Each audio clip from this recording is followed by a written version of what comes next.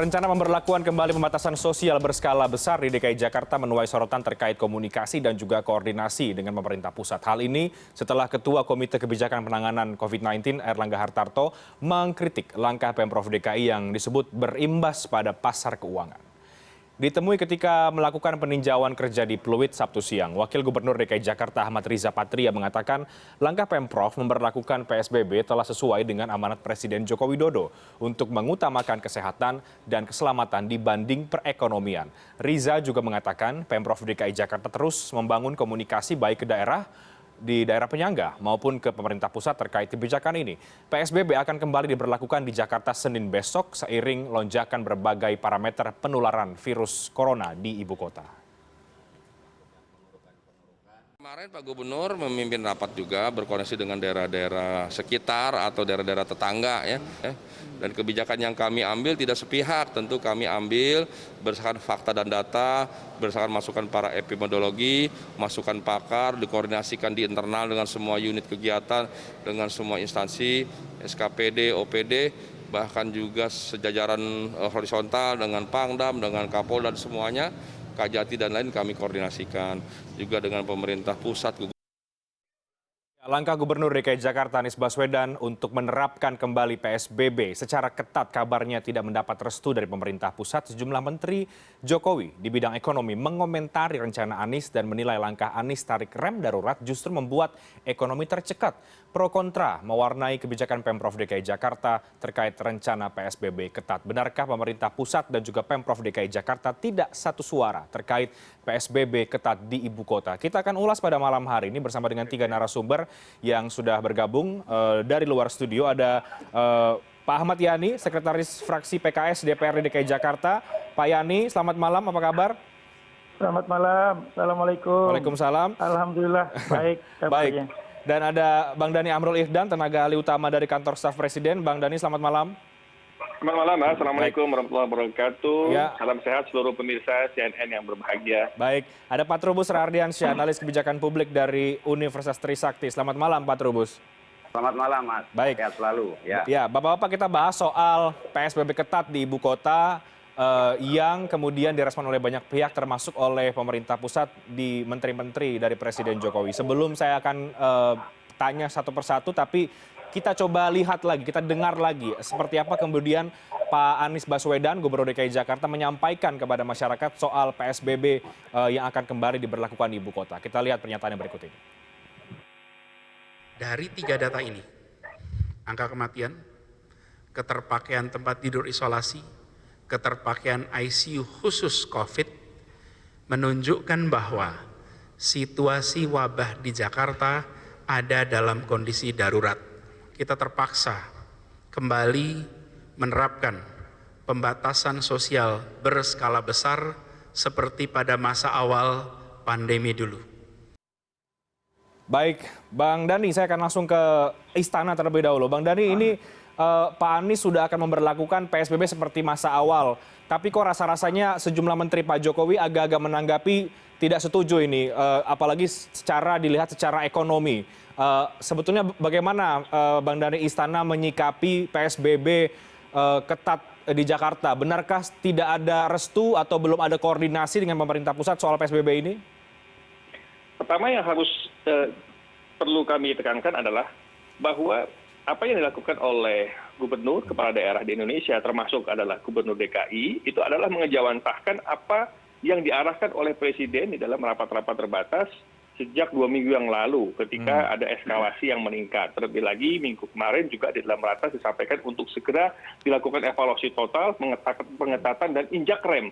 Nah, kata-kata pengetatan, injak rem itu kan dikejawantahkan dengan baik oleh gubernur. Dalam hal ini Gubernur DKI untuk menyiapkan pengetatan-pengetatan itu, termasuk melanjutkan PSBB yang pernah ada, yang memang tidak pernah dicabut PSBB itu.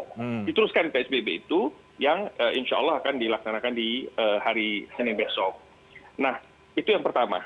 Lalu yang kedua, perlu juga kami tegaskan bahwa 2 hari yang lalu itu ada operasi justisi tentang penanganan dan juga penggunaan masker dengan implementasi protokol kesehatan sesuai dengan impres di mana ada punishment terhadap pelanggaran baik individu maupun kelompok dan juga dunia usaha yang melanggar. Ini adalah salah satu implementasi dari Inpres tentang keseriusan pemerintah di dalam hal penanganan kesehatan. Yang ketiga, yang perlu juga kami sampaikan adalah bahwa beberapa menteri berpendapat tentang atau mengkritisi tentang rencana PSBB itu sebetulnya dalam kaitan mensupport dan mengintegrasikan persiapan PSBB tersebut. Karena bagaimanapun pelaksanaan PSBB juga harus mempertimbangkan berbagai dampak multisektoral yang ada, termasuk juga permasalahan ekosistem perekonomian. Di dalam ekosistem perekonomian itu ada yang namanya proses produksi, distribusi, dan konsumsi. Dan itu menyangkut hajat hidup orang banyak. Bahwa penanganan kesehatan adalah hal yang prioritas di antara yang prioritas. Yang sangat terutama di antara yang utama. Yang urgent saat ini adalah masalah kesehatan.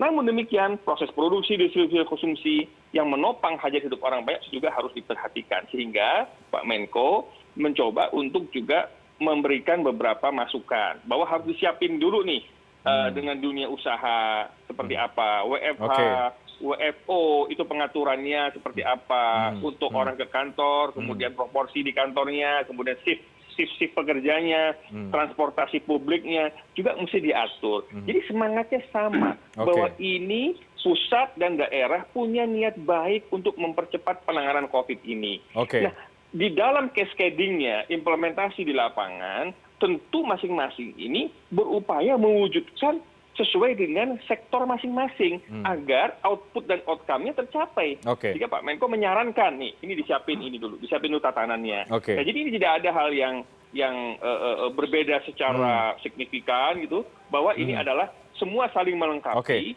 semua saling mensupport dan saling mendukung untuk penanganan COVID ini dengan baik.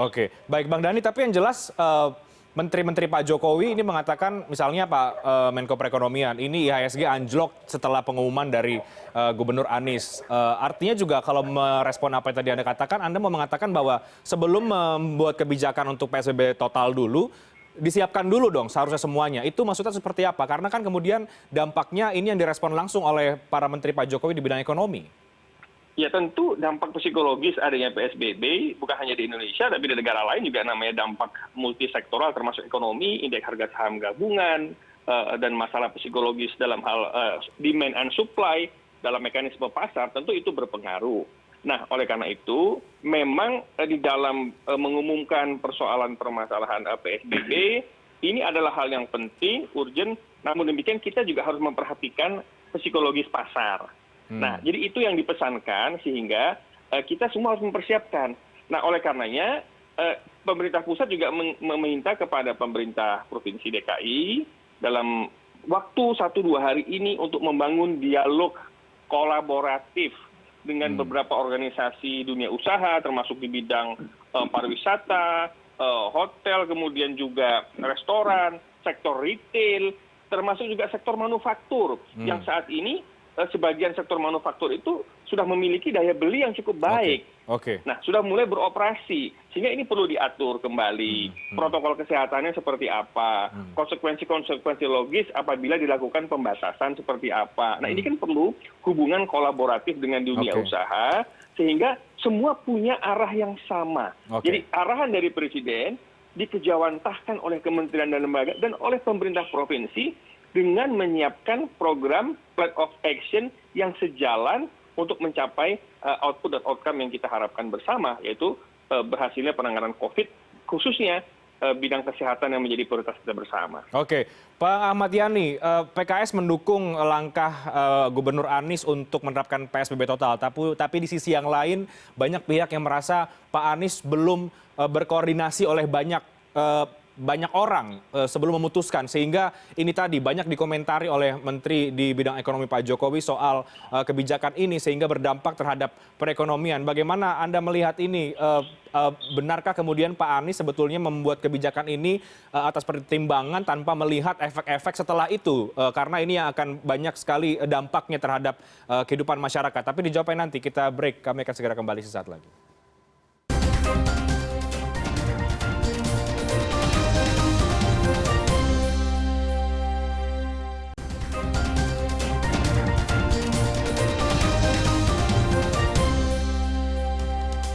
kembali di CNN Indonesia Prime News. Saya akan langsung ke Bang Ahmad Yani, Sekretaris Fraksi PKS DPRD DKI Jakarta yang tentu saja mendukung langkah Gubernur DKI Jakarta untuk memberlakukan PSBB total lagi atau PSBB ketat atau PSBB di awal-awal masa pandemi.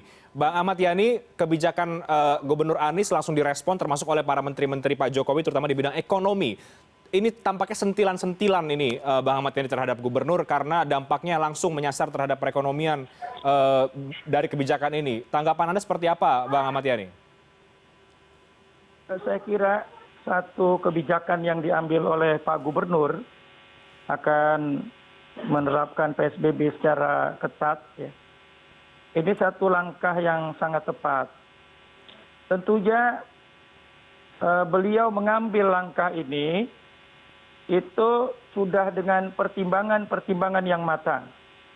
Sudah dilihat bagaimana tentang masukan-masukan dari para ahli ya berkaitan tentang masalah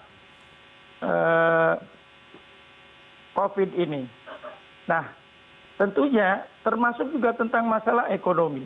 Beliau juga sudah pertimbangkan. Karenanya di saat akan diterapkan tentang masalah PSBB yang secara ketat masih diberikan kesempatan. Ada 11 usaha masih tetap bisa berjalan, hanya mungkin tadi polanya kembali ya bagaimana secara ketat mengikuti aturan yang ada. Nah ini sudah dipertimbangkan oleh Pak Gubernur. Nah kalau tadi dengan ada menteri ya yang punya pandangan juga yang sama, saya kira ini dari keduanya bisa persoalan tadi komunikasi yang harus dilakukan secara intensif dan koordinasi yang terus bisa berjalan. Nggak ada masalah saya kira, nggak perlu ada kekhawatiran apabila diterapkan PSBB itu. Ya ekonomi terus ya 11 kegiatan usaha terus bisa berjalan. Oke.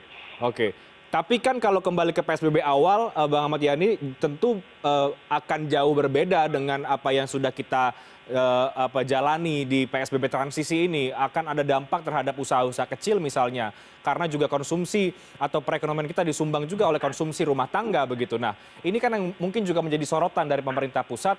Bagaimana kemudian gubernur tidak hanya membuat kebijakan untuk PSBB kembali ke awal, tapi juga dipertimbangkan soal dampak secara ekonominya tadi. Karena sampai hari ini pun kita belum tahu detailnya seperti apa.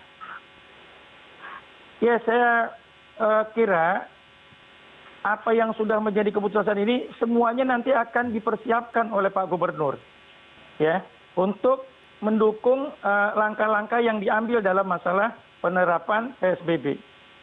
Ya orang-orang yang memang tadi terdampak, terutama yang tidak mampu ya sudah barang tentu nanti akan diberikan bantuan sosial sebagaimana pada waktu lalu.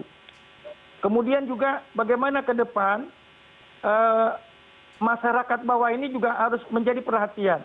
Nah ini biasanya juga UMKM diperhatikan lagi bagaimana upaya-upaya yang dilakukan oleh Pak Gubernur untuk bisa membangkitkan ekonomi mereka.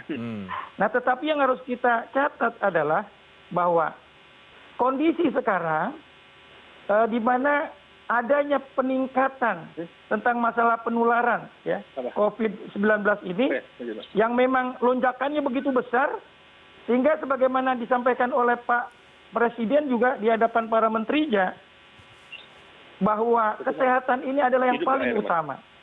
Nah tadi juga Bang Dhani juga sudah ungkapkan ya bahwa menteri ya presiden begitu juga Pak Gubernur punya keinginan yang sama bagaimana prioritas utama adalah kesehatan. Oke. Saya ke Pak Trubus Radiansyah. Pak Trubus sudah menyimak tadi apa ya dari Bang Dhani dari Istana, Pak Ahmad Yani dari PKS DPRD DKI Jakarta. Jadi sebetulnya di balik kebijakan kembali ke PSBB awal ini menurut Anda Pak Trubus ini adalah soal problem komunikasi sajakah lagi-lagi antara pusat dan juga daerah atau memang beda ini sudut pandangnya melihat penanganan COVID-19 antara daerah dan juga pemerintah pusat di Istana begitu atau di kementerian para menteri Pak Jokowi?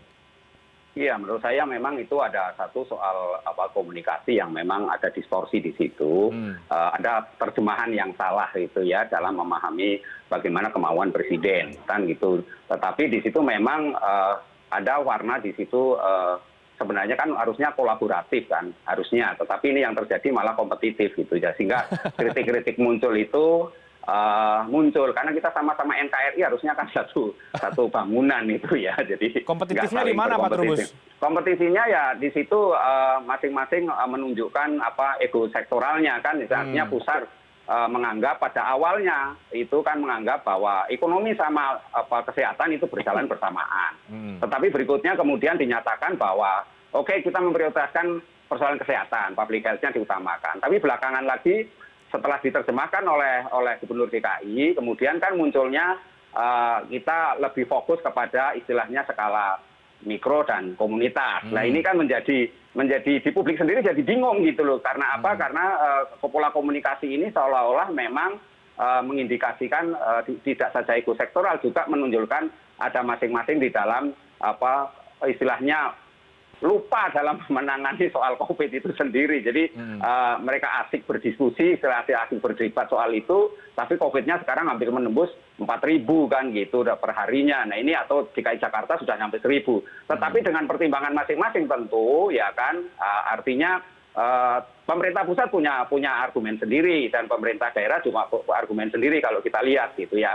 Nah masing-masing membenarkan dirinya sendiri, dalam hal ini malah justru akhirnya publik melihat bahwa keputusan untuk melakukan PSBB ini sendiri, karena yang terbayang di publik itu adalah ada 11 sektor itu yang pada akhirnya di luar sektor itu akan ditutup kan, karena 11 sektor itu kalau kita merujuk pada Pergub 33, meskipun nanti pengertian PSBB total atau pengertian PSBB ketat ini juga perlu menurut saya disosialisasikan dulu kepada masyarakat sehingga nanti masyarakat tidak bingung juga gitu. Tetapi di publik sendiri kan terjadi polemik karena yang menolak juga cukup banyak gitu kan. Penolakan cukup banyak. Kemudian di satu sisi di pemerintah pusat sendiri ada yang menolak, ada yang pro gitu. Nah di masyarakat sendiri juga seperti itu. Nah ini menurut saya supaya pelaksanaannya efektif, ini kan jadi pertanyaan nanti efektifkah kebijakan ini? Tentu saya sendiri juga pesimis akan efektivitasnya. Karena Kenapa Pak Trubus? Ya satu, yang pertama ya kan, ini kan koordinasi dengan wilayah penyangga juga belum optimal. Artinya wilayah penyangga juga ada sebagian yang masih menolak walaupun belum semuanya. Yang kedua adalah masyarakat sendiri dalam posisi kebutuhan dasarnya itu juga belum disiapkan kan gitu. Kan gitu. Kalau kita disuruh di rumah saja kan ya tentu ada kejenuhan juga. Nah di sisi lain juga lemah di dalam pengawasan kan, selama ini kan pengawasannya sangat lemah jujur aja ya kan, pengawasan di dalam bagaimana mobilitas masyarakat yang begitu tinggi begitu PSBB transisi. Kemudian juga law enforcement juga kelihatannya juga sangat lemah, meskipun DKI Jakarta belakangan ini sudah mengumumkan ada 2,8 miliar yang dana yang terkumpul dari denda-denda yang sudah dilaksanakan. Tetapi itu semua ternyata tidak membuat situasi menjadi mereda. Artinya kita tujuannya kan memutus mata rantai penyebaran COVID. Bukan persoalan di perdebatan komunikasi soal ini bagaimana mereka membenarkan dengan cara-cara menerjemahkan yang berbeda-beda. Nah ini memang ada juga sudut pandang yang berbeda memang dalam melihat soal tingginya COVID ini. Ada seolah-olah memang publik melihat ini yang ada panik policy kemudian munculnya gitu kan. Nah itu aja Mas menurut saya. Pak Trubus, yang bikin bingung publik itu apa? Kebijakan Pak Anies atau respon dari pemerintah pusat atau seperti apa? Ya memang itu dua-duanya. Dua-duanya. Terhadap pusat sendiri juga bingung karena berubah yang saya katakan tadi awalnya pada dua-duanya lah istilahnya kesehatan dan ekonomi berjalan bersamaan. Belakangan kemudian muncul istilah ekonominya dulu yang ditinggal ya kan, kemudian kesehatannya. Nah kemudian ketika diterjemahkan itu oleh gubernur dengan rem dan gas itu kan, sekarang kan ngerem nih ya, tetapi kemudian rem itu ternyata diterjemahkan oleh menteri-menteri itu dengan kritikan-kritikan yang begitu menurut publik itu dianggap tajam kan gitu. Ini persoalan yang kemudian publik menjadi bingung, ini harusnya bagaimana kan gitu. Artinya dilihat secara keseluruhan lah gitu ya publik itu. Baik, Bang Dhani, betul sebetulnya tidak ada koordinasi yang baik antara pemerintah daerah Pak Anies dengan pemerintah pusat sebelum mengeluarkan kebijakan soal PSBB ketat ini. Ya, di awal juga saya jelaskan bahwa apa yang dilakukan oleh Pak Anies itu mengejawantahkan di lapangan apa yang diarahkan oleh Presiden sejak 2 minggu yang lalu, seminggu yang lalu di dalam ratas itu sudah jelas. Yang kedua, sejak awal ketika bulan Maret terjadi masuknya kasus pertama, itu pemerintah sudah fokus terhadap masalah kesehatan. Namun kesehatan tidak bisa dipisahkan dari ekonomi, karena di dalamnya ada faktor produksi, distribusi, dan konsumsi, demand and supply yang tidak bisa kita lepaskan. Nah, dalam kerangka itu, framework-nya jelas, masalah kesehatan ini menjadi prioritas. Nah, ketika eskalasi atau kenaikan ini sudah bisa dikendalikan dalam beberapa waktu yang lalu, maka terjadilah yang namanya transisi menuju adaptasi kebiasaan baru. Nah, dalam adaptasi kebiasaan baru, tentu beberapa sentra-sentra perekonomian dibuka. Nah, karena setelah dibukanya sentra-sentra perekonomian tersebut, ternyata fakta di lapangan, kembali lagi, fakta di lapangan, banyak terjadi inkonsistensi dalam pemberlakuan protokol kesehatan. Di satu sisi, berdasarkan monef yang dilakukan oleh kantor staf presiden, bahwa tingkat kepemahaman orang terhadap kegunaan masker itu 90%. Tetapi tingkat compliance atau tingkat kepatuhan masyarakat itu masih di bawah 70% dalam hal penggunaan masker atau konsistensi penggunaan masker, termasuk di dalamnya adalah pelaksanaan 3M itu. Nah, sehingga karena terjadi inkonsistensi itu menimbulkan kluster-kluster baru. Itu yang Pak Presiden bilang, harus diantisipasi kluster perkantoran, kluster dari rumah, maupun kluster potensi kluster yang ada di pilkada. Nah, itu kluster-kluster baru yang ditimbulkan sebagai dampak adanya adaptasi kebiasaan baru dan inkonsistensi pelaksanaan protokol kesehatan. Sehingga tidak ada pilihan lain bagi kita ketika terjadi eskalasi yang sangat meningkat dalam kurun waktu terakhir ini untuk melakukan pengetatan kembali pembatasan sosial berskala besar yang memang belum dicabut. Nah, sehingga keputusan pemerintah itu memang tidak boleh kaku di dalam menghadapi pandemik ini. Keputusan pemerintah itu harus agile, harus lincah.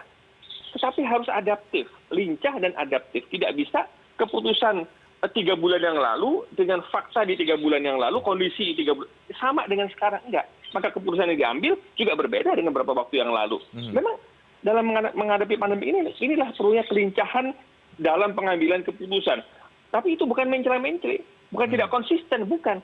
Tapi itu wujud adaptifnya pengambilan keputusan yang harus segera dilakukan di lapangan untuk mengatasi permasalahan COVID ini. Nah, sehingga filosofi itu tadi kan jelas, Indonesia sehat, Indonesia kerja, Indonesia tumbuh. Ini adalah 3 pilar penting. Sehat duluan, baru kemudian bisa bekerja dan menjadi tumbuh. Jadi ini adalah framework yang mesti kita pahami bersama dalam penanganan COVID, sehingga ke depan harus sektor pemerintah, pejabat publik itu harus menjadi role modelnya, menjadi contoh dalam implementasi protokol kesehatan. Ya, beberapa waktu 2 hari yang lalu ketika di launchingnya operasi justisi penggunaan masker oleh Ketua Pelaksana Pak Erick Thohir, itu langsung kesepakatan oleh para pejabat publik juga untuk sekaligus punya komitmen untuk melaksanakan itu. Dan ada punishment-nya. Tetapi tadi itu, karena pemerintah juga melihat pejabat publiknya, melihat organisasi pemerintah, maka kita di pemerintahan juga harus memberikan contoh terhadap implementasi dari protokol kesehatan itu. Baru masyarakat akan komplain mengikuti taat azas. Nah, itu yang harus kita munculkan kesadaran, mulai dari diri kita sendiri, keluarga kita, dan komunitas di sekitar kita untuk melaksanakan protokol kesehatan. Baik, ada keraguan yang tadi juga disampaikan oleh sejumlah pihak, tadi juga oleh Pak Trubus soal ini akan efektif atau tidak sebetulnya PSBB kembali ke awal, atau jangan-jangan hanya merepotkan saja apa yang sudah ditata sedemikian rupa ketika pemerintah pusat memasuki adaptasi kebiasaan baru, tapi kemudian DKI Jakarta justru masuk ke dalam PSBB di masa awal. Artinya kan di masa awal semua disarankan untuk di rumah saja sebetulnya begitu. Kita akan bahas usai jeda berikut, kami akan segera kembali sesaat lagi.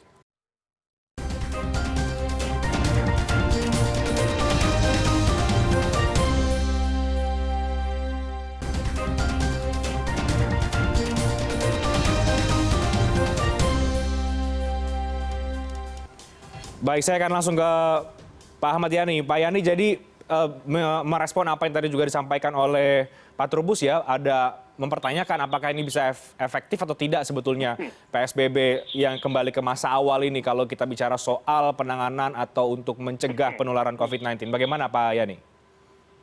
Ya, kalau kita melihat pada peningkatan penularan yang terjadi sampai dengan bulan September ini, apalagi dalam satu hari itu bisa peningkatan 800 sampai 1.000 kasus ya. Nah 10 hari terakhir itu sampai 3.500-an lebih, ini menunjukkan bahwa persoalannya ini memang sudah betul-betul harus menjadi perhatian tentang masalah kesehatan warga masyarakat. Kenapa?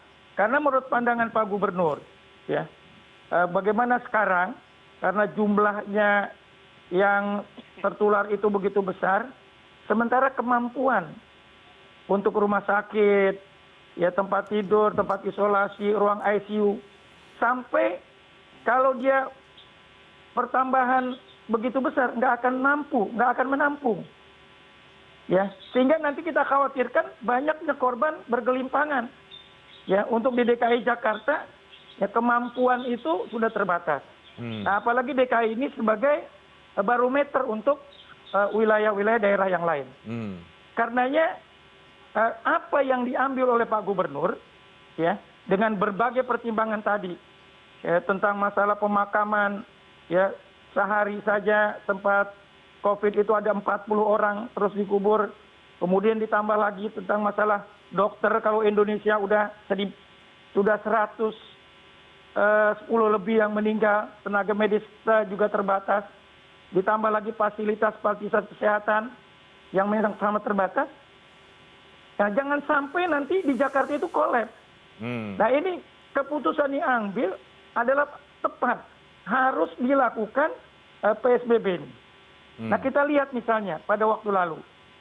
Kalau waktu lalu ya sekitar bulan Maret, April, Mei itu diberlakukan tentang PSBB, maka tentang masalah penularan itu turun landai.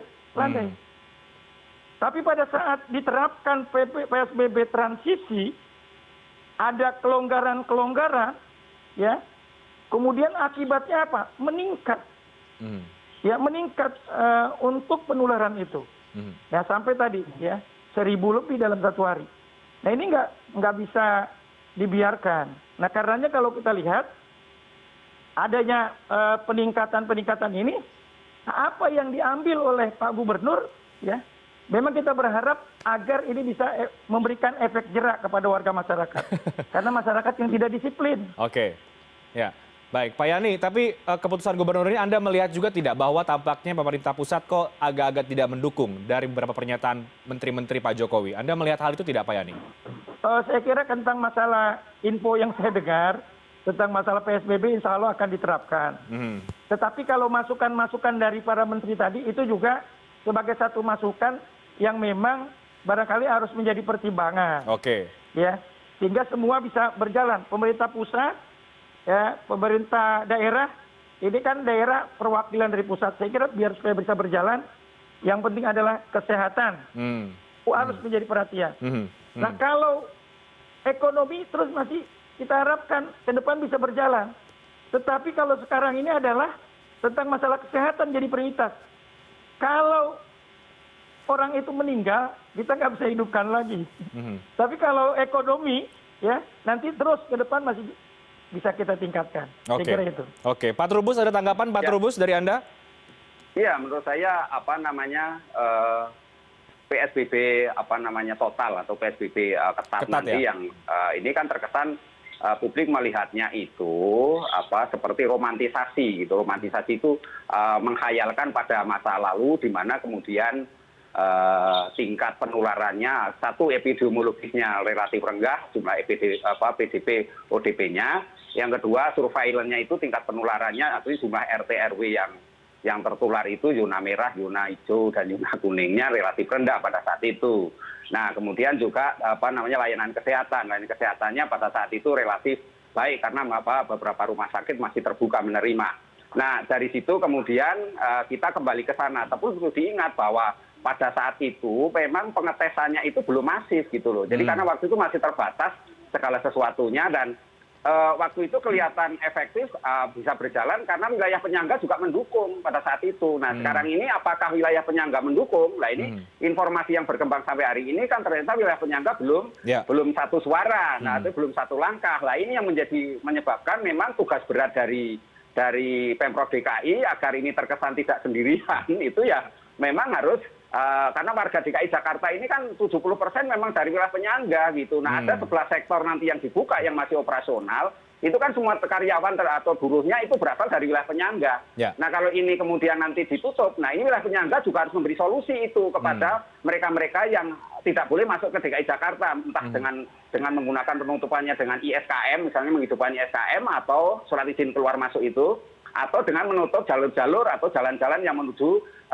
DKI Jakarta. Tetapi ini kan mereka-mereka yang tidak bekerja atau mereka yang kesulitan ke Jakarta yang selama ini mengais rezeki di Jakarta, tentu yang di wilayah penyangga juga punya solusi itu, jangan membiarkan ini, karena paling tidak juga ada inilah turun, artinya kepentingan negara dalam hari ini pemerintah pusat harus hadir, yaitu memberikan safety net, jaring pengaman sosial lah kira-kira begitu kepada mereka-mereka supaya mereka tidak merasa sebagai orang yang termarginalisasi atau menderita, karena memang sekarang ini daya beli masyarakat kan sudah turun sekali dan ini konsumtifnya juga sangat rendah, karena itu apapun yang dilakukan memang serba dilematis. Tapi yang penting bagi saya adalah bagaimana sekarang ini mempercepat pemutusan mata rantai itu sehingga perdebatan tentang PSBB total atau apapun namanya transisi juga menurut saya sudah pada saatnya pemerintah pusat dan pemerintah daerah itu satu suara gitu loh. Jadi ini Jabodetabek ini satu suara, kemudian dari sisi sana Tangerang Raya juga harus satu suara gitu. Jadi semuanya bisa dijalankan secara serentak. Karena kalau tetap parsial seperti sekarang ini, tentu kemudian akan sulit. Karena meskipun konteksnya tetap PSBB, karena tetap dasarnya PP 21 kan gitu. Jadi ini yang menurut saya harus diimplementasinya betul-betul menegakkan itu namanya law enforcement ya, aturan-aturan yang sudah dikeluarkan misalnya mengenai Pergub 41, kemudian ada Pergub 79 tentang denda progresif, itu harus ditegakkan itu supaya masyarakat jerah gitu loh. Itu yang penting, pengawasannya juga diperketat gitu loh Mas. Ya, itu yang penting. Bang Dhani, terakhir singkat dari Anda, sudah dipastikankah pusat dan daerah, istana dan balai kota satu suara soal PSBB ketat ini nanti hari Senin, Bang Dhani? Satu suara, insya Allah, dan dari mulai tadi ya sampai dengan malam hari ini kan dilakukan rapat koordinasi yang intensif ya untuk mempersiapkan tatanan lapangannya yang ada. Dan perlu juga kita pahami bahwa apa yang dilakukan oleh pemerintah pusat, termasuk adalah kementerian dan lembaga terkait di dalam penanganan COVID ini, kita berpikir dalam koridor helicopter view dan strategic view. Nah, dalam koridor itu kan kita berpikirnya dalam tatanan yang holistik ya, tidak bisa parsial. Sehingga kita memberikan pertimbangan-pertimbangan untuk lebih matang lagi pelaksanaan operasional di lapangan. Nah, demikian pula apa yang disampaikan oleh Pak Gubernur tentu sangat realistis dengan melihat eskalasi yang terjadi di lapangan. Nah, ini adalah suatu feedback terhadap kondisi lapangan yang harus disikapi dalam tatanan lebih strategis. Jadi ini semua saling melengkapi, di mana Pak Gubernur dan segenap jajaran pemerintah Provinsi DKI betul-betul concern untuk menjalankan dan mengejawantahkan apa yang diarahkan oleh Bapak Presiden dalam penanganan COVID ini untuk melakukan containment, pembatasan, pengetatan, evaluasi total, dan juga pelaksanaan PSBB yang insya Allah akan dilaksanakan hari Senin depan. Baik, kita lihat dinamikanya seperti apa. Kabarnya besok Pak Anies akan konvers, mudah-mudahan seperti yang tadi Anda katakan sudah satu suara. Kita lihat seperti apa besok. Terima kasih banyak Bang Dhani, Pak Ahmad Yani, terima kasih banyak, Pak Trubus, terima kasih banyak sudah bergabung bersama dengan kami pada malam hari ini. Pusat belanja seperti mal akan kembali tutup jika PSBB kembali berlaku pada 14 September mendatang. Kami akan segera kembali dengan informasinya sesaat lagi.